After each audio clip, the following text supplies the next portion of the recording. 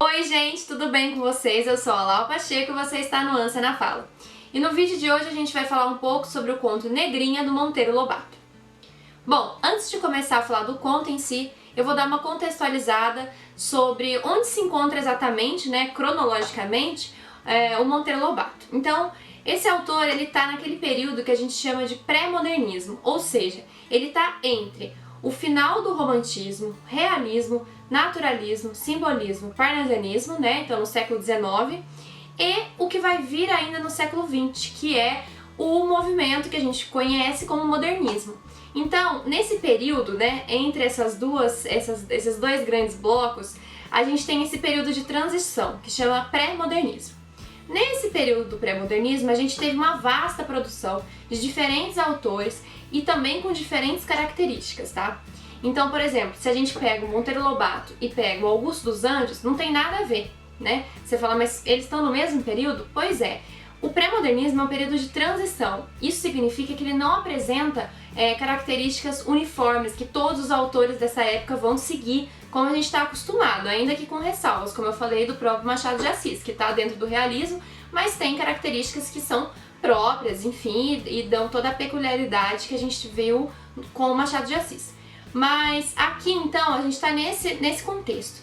E dentro do pré-modernismo, a gente pode destacar 3 autores que estão fazendo mais ou menos algo parecido, digamos assim. Então a gente tem o Euclides da Cunha, o Monteiro Lobato e o Lima Barreto, certo? Esses 3 autores, eles antecedem o que a segunda geração do modernismo vai, de fato, realizar. Então eles vão falar do Brasil, e de todas as mazelas e da situação do Brasil, o Brasil pelo Brasil. Então, aqui, no caso, a gente tem esse conto Negrinha, que então é do Monteiro Lobato, que está dentro desse período de transição. E tem uma certa polêmica, porque muitas pessoas dizem que esse conto, ele mostra como o Monteiro Lobato era racista, e aí também tem aquela referência ao Sítio do Pica-Pau Amarelo, de como a tia Anastácia era tratada ali dentro da casa, enfim. Eu não quero entrar muito nessa questão, até porque eu acho que nesse conto fica muito claro que, na minha opinião, que o Monteiro Lobato, na verdade, estava querendo fazer uma denúncia, estava querendo fazer uma crítica, tanto que ele é super irônico nesse conto. Então, assim, eu acho que a gente tem que tomar cuidado, sabe? Tem que entender também o contexto que a gente está vivendo quando a gente lê uma obra, qual é o contexto que aquela obra foi escrita, tá? Não dá pra gente cobrar certas coisas de determinados autores que, sabe, eles estão em épocas completamente diferentes da gente. Então, cuidado aí com essas colocações, tá? Bom, então vamos falar um pouquinho do período histórico que a gente tem ali do Monteiro Lobato. Ele é do Vale do Paraíba, então interior de São Paulo. E nesse momento, o que está acontecendo com o Brasil? Ele está com o declínio da produção de café, a abolição da escravatura e as suas consequências, uma sociedade confusa, assim, que tá com vários problemas, que não sabe muito bem ainda para onde está indo. E a gente tem aquela eterna referência da Europa, que vai ser muito criticada de fato no modernismo, onde eles vão tentar quebrar essa referência que a gente tinha com a Europa, tão assim, exaustiva, que a gente tinha que fazer tudo que eles faziam, a gente tinha que copiar, enfim. Então é mais ou menos por aí que a gente tá. Então vamos falar, eu tô olhando pra cá porque eu fiz umas anotações, tá? Então vocês não estranhem não. Então vamos falar da obra em si. Bom, esse conto Negrinha vai falar sobre uma menina, como o próprio nome já nos diz, negra, que é filha de uma escrava, que essa mãe morreu e ela acabou ficando na casa da senhora, que no caso é a Dona Inácia. A Dona Inácia, ela é vista pelos outros, pela sociedade, pelos padres, como uma pessoa boa, como uma pessoa que fez uma caridade, porque ela cuidou, muitas aspas, da filha dessa escrava que morreu, certo? E a Negrinha, ela é tratada, apesar dessa boa visão que ela tem, a Dona Inácia, ela é tratada dentro da casa como... Gente, falar que ela é tratada como um animal, eu acho que vai ser pouco, porque o que é descrito nesse conto, da forma como ela é tratada, é horrorosa, entendeu? É uma coisa extremamente, assim, desumana. Então a Negrinha, ela fica num cantinho escuro da sala, ela não pode falar, ela não pode nem andar, brincar jamais, que sem comentários. Qualquer coisa que ela faça, ela é punida, e quando ela não faz também, ela é punida. Inclusive a Dona Inácia tem, no fato dela punir a negrinha, uma forma de um prazer, de aliviar, sabe, o estresse dela. Então ela é um saco de pancada mesmo, o corpo dela é todo marcado por conta dessas agressões, e isso era muito comum. Inclusive, né, a Dona Inácia, ela fala que agora as coisas estão muito assim, não pode fazer nada, qualquer coisinha agora com essa história de não poder bater em escravo, qualquer coisinha já é da polícia. Esse qualquer coisinha que ela se refere é uma vez que ela pegou uma das escravas tendo um caso com o marido dela e ela simplesmente tostou a escrava no forno. E aí deu polícia, então esse era o qualquer coisinha, ela só tava dando uma liçãozinha básica na escrava, né? Então aí você já percebe a ironia, entendeu? Por isso que eu não entendo tanto essa coisa de ai, negrinha, ele é super preconceituoso, não sei o que. Gente, sabe, se você ler com cuidado, vocês vão perceber que ele está sendo irônico. Né? Ele fala, a Dona Inácia era uma pessoa ótima, super bem vista pela sociedade. Os padres achavam que ela tinha feito uma caridade. E aí depois ele vai lá e descreve a Dona Inácia batendo e fazendo todos esses horrores com a negrinha. Então assim, né? Bom, e aí, como é a negrinha? A negrinha, ela não tem noção do que é a vida praticamente, porque ela acha que a vida é aquilo, entendeu? Ela é cega. Da mesma forma que a Ana, lógico, de uma maneira muito diferente, da Ana do vídeo da Clarice, que eu falei que ela também estava numa cegueira, a negrinha também tá, por outros motivos. Ela não sabe o que é a vida direito, ela não sabe nem o que é ser criança, ela acha que ser criança é isso, sabe? Não poder falar nada, né? Ficar num cantinho ali com uns trapinhos, não comer direito, porque ela não come, ela não é desenvolvida fisicamente, a fala dela, tudo, ela é... Né, totalmente tem assim o seu desenvolvimento totalmente atrapalhado por conta desses maus cuidados que ela recebe. Então ela não tem noção, certo? Ela vive ali como um cachorrinho no cantinho da poltrona, né? Assim que a Dona Inácia fala, fica aí, cruza o braço, fica quieta, que eu vou ficar aqui na poltrona. Então assim, é quase uma animalização mesmo, né? Então coloca a negrinha como um animalzinho ali que tá ali do lado, sabe? Só que até um animal era pra ser tratado melhor, né? Porque então assim, é uma coisa surreal mesmo, é por isso que é tão forte. E você quer dar na cara da Dona Inácia, mais ou menos por aí. E aí, tá bom, tá tudo indo dessa forma horrorosa, a negrinha ali abatida, né, enfim, vivendo essa vida horrível, até que chegam na casa algumas crianças, parentes aí da Dona Inácia, que vão passar as férias lá. E aí, a negrinha, quando vê essas crianças que são loiras, bonitas, alegres, bem desenvolvidas, quando ela vê essas crianças, ela acha que ela tá vendo anjos, né, que são anjos que estão ali. E aí as meninas vão ficar ali na casa, vão brincar, e no primeiro momento ela vai também, ela quer entrar ali naquela brincadeira. E logo vem a Dona Inácia e fala, querida, você tá perdendo noção do seu lugar? Você quer que eu coloque um ovo na sua boca de novo? Porque tem uma referência de um dos castigos horrorosos que a Dona Inácia faz com a negrinha, é colocar um ovo fervendo na boca da menina. Só pra vocês terem ideia. E aí a menina vai, então, volta lá pro seu cantinho, só que quando os brinquedos das crianças chegam e as meninas começam a tirar, né, todos esses brinquedos, inclusive a boneca, né, que é o que vai chamar a atenção da negrinha, ela fica assim, maravilhada, ela fica em êxtase, e aí sem pensar nas consequências que poderia ocorrer, né, das castigos horrorosos que poderiam estar por vir, ela vai em direção e pega essa boneca.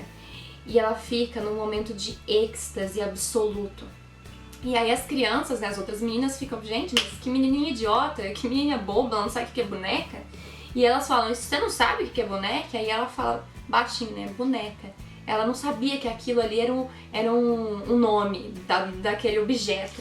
E aí eu coloquei aqui, né, que a boneca é comparada com o menino Jesus, e ali ela percebe que é uma menina com alma. Quando ela sente esse prazer, essa alegria, né, essa coisa que contagiou ela, é como se ela tivesse aquele momento, nesse processo que ela vai tomar contato com as crianças, com os brinquedos, e que existe essa coisa do brincar, quando ela vai acontecer isso, ela vai tomar consciência de que ela é uma pessoa, que ela tem sentimentos, que ela tem alma, né? Então é um momento epifânico também, assim como teve o da Clarice. Mas antes disso, um pouquinho antes, né?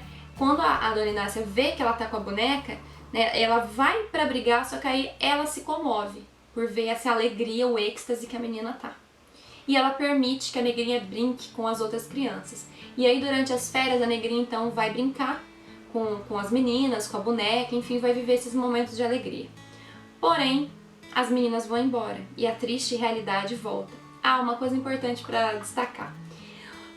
Os próprios criados da casa, inclusive quem dedurou que a negrinha tinha falado uma palavra que não deveria para uma outra criada, foi a própria criada. Ela foi lá, pegou um pedacinho de carne do prato da negrinha, a negrinha foi lá e chamou ela de peste, porque era um dos apelidos que ela tinha, apelidos horrorosos, até bubônica, né, fazendo referência à peste negra, a negrinha era chamada. Só que ela não sabia o que era bubônica, então ela achava bonito aquilo, ela se sentia feliz quando chamava assim. E aí quando a dona Inácia, isso antes, tá? Antes das meninas, percebeu que ela gostava de ser chamada assim, ela parou de gostar, ou seja, ela não tinha prazer nenhum. E o único prazer que a negrinha tinha, até as meninas chegarem, era ficar observando lá do cantinho que ela ficava o cuco que saía do relógio quando dava as horas cheias. Era a única forma dela, né, sentir um pouquinho de algum tipo de alegria. Mas voltando ao que eu ia falar da criada, então quando ela tem um desses castigos, vocês estão vendo que eu volto, mas é porque são muitas coisas pra falar, tá? Fiquem comigo que dá pra acompanhar o raciocínio. E aí, essa criada, né, ela foi lá, pegou um pedacinho de carne e a menina então chamou ela de peste, que era uma das coisas que ela era chamada. E a criada foi lá e contou pra dona Inácia. E a dona Inácia puniu ela colocando o ovo na boca, enfim. E aí vocês ficam com aquela questão, tá, os empregados também tratavam ela mal? Como assim? Sim, os empregados também tratavam. E aí eu fiquei pensando, né, numa referência aqui, que lógico que são contextos diferentes, mas que pode encaixar. Né? O Paulo Freire fala que quando a educação ela não é libertadora, ela faz com que o oprimido sonhe em ser o opressor. E tinha um pouco disso em relação aos criados. Lógico que eles não estão ali no processo, né, educacional nem nada disso, mas esse sentimento do oprimido se tornar o opressor é muito forte nos criados. Então eles, por mais que eles não gostem da dona Inácia, no fundo eles querem ter a autoridade que ela tem. E como a negrinha é uma coitada, ali eles conseguem exercer. Então ali eles conseguem se tornar o opressor. É disso que o Paulo Freire fala quando ele faz essa referência na educação. É esse tipo de sentimento, quando a gente tem, então, um criado da casa maltratando, assim como a dona Inácia, a negrinha. Então fica aí esse paralelo.